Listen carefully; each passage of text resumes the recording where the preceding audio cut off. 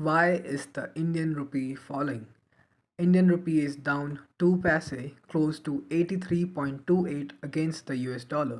तो आज हम इसी के रीजंस को जानेंगे और समझेंगे कि ये फॉल क्यों आया है और इसके पीछे के रीजंस क्या हैं। तो आइए शुरू करते हैं। One of the reason is week domestic market. जो हमारा होलसेल इन्फ्लेशन है वो राइस पर है। Also the food inflation is quite high. इसकी वजह से जो हमारी डोमेस्टिक मार्केट है वो सफ़र कर रही है और वो काफ़ी लो लेवल पर है। Next we have is high crude oil prices. There has been a surge in the crude oil prices. Brent crude futures जो कि एक ग्लोबल ऑयल बेंचमार्क है उसमें एक शार्प प्राइस देखा जा सकता है and it is at this moment 91.33 USD per barrel. So let's understand what is the relation between the rise in the oil prices and the fall in the Indian rupees. इसका reason quite simple है। जैसे जैसे oil का price बढ़ेगा वैसे ही जो हमें पैसे देने होंगे इन इंडियन रुपीज़ वो भी बढ़ेगा, जिसकी वजह से जो हमारा करंट अकाउंट डेफिसिट है वो भी इंक्रीज़ करेगा।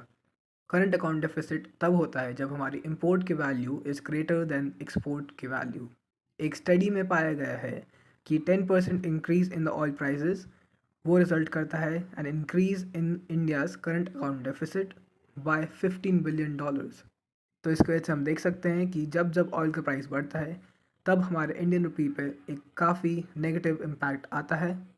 Major reason for this oil prices increase is the Israel-Hamas war।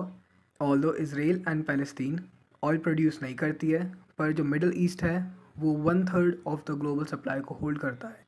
तो एक नेगेटिव सेंटिमेंट है ग्लोबली कि ये जो वॉर है वो पूरे रीजन में स्प्रेड कर सकता है एंड बिकॉज ऑफ दिस जो मेजर ऑयल प्रोड्यूसिंग रीजन्स हैं like Iran and Saudi Arabia उनको भी इफ़ेक्ट करेगा and that would further increase the oil prices.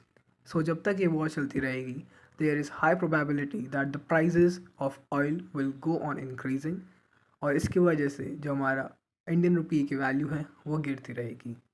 But there are also a few factors जिनकी वजह से हमारे जो इंडियन रुपी है वो स्टेबल रहा है और ज़्यादा बड़ा फॉल हमें देखने को नहीं मिला है।